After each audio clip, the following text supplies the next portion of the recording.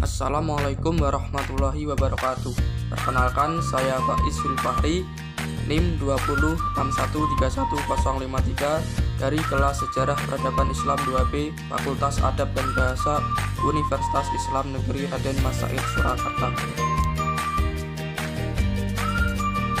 Pada kali ini saya akan mereview jurnal yang berasal dari Jurnal Pendidikan dan Studi Islam Vol 5 nomor 1 yang berjudul Bucailisme Ayat-Ayat Sains, Sebuah Kritik Metodologi, yang ditulis oleh Adjar Permono untuk memenuhi tugas filsafat yang diambil oleh Profesor Toto Soeharto. Yang pertama adalah hubungan agama dan sains.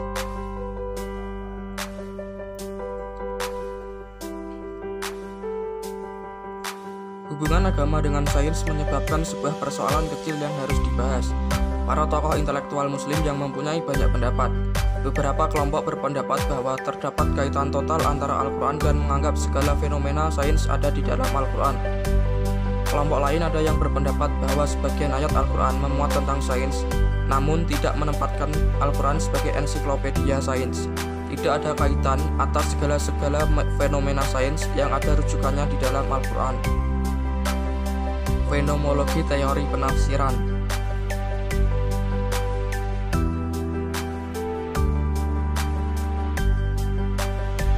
Fenomenologi merupakan suatu cabang filsafat yang tampak dari setiap pengalaman dan pada dasarnya merupakan ekspresi kesadaran sehingga pengalaman itu sendiri bersifat subjektif.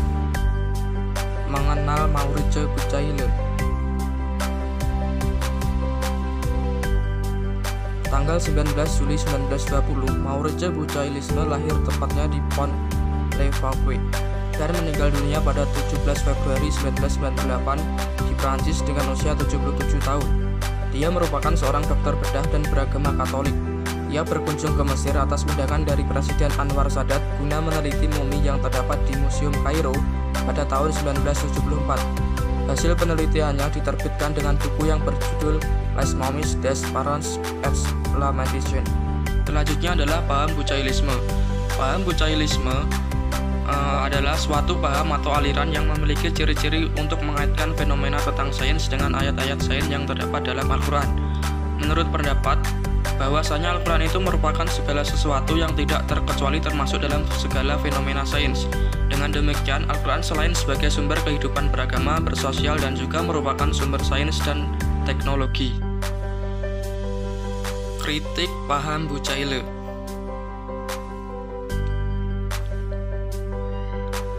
Menurut Golsani, Al-Quran adalah kitab yang menuntun kehidupan manusia sebagai petunjuk, memuat segala hal yang dibutuhkan manusia terkait iman dan perbuatan. Namun menurutnya yang terbaik adalah tidak menganggap Al-Quran sebagai ensiklopedi pengetahuan, sama halnya dengan tidak juga mempelajari ayat dari Al-Quran untuk mengubah teori ilmiah tanpa menaifkan bahwa Al-Quran berisi beberapa rujukan fenomena alam.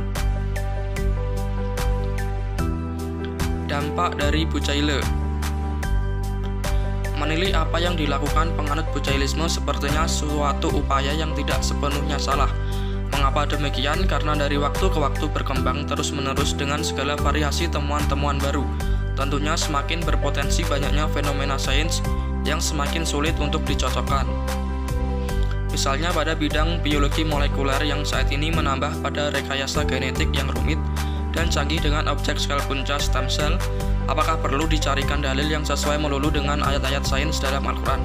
Contohnya saja di bidang fisika, para ilmuwan bekerja keras untuk menemukan materi dasar tak kasat mata seperti partikel Higgs boson sehingga mereka dapat menemukan apa yang disebut dengan lubang cacing atau biasa disebut dengan wormhole.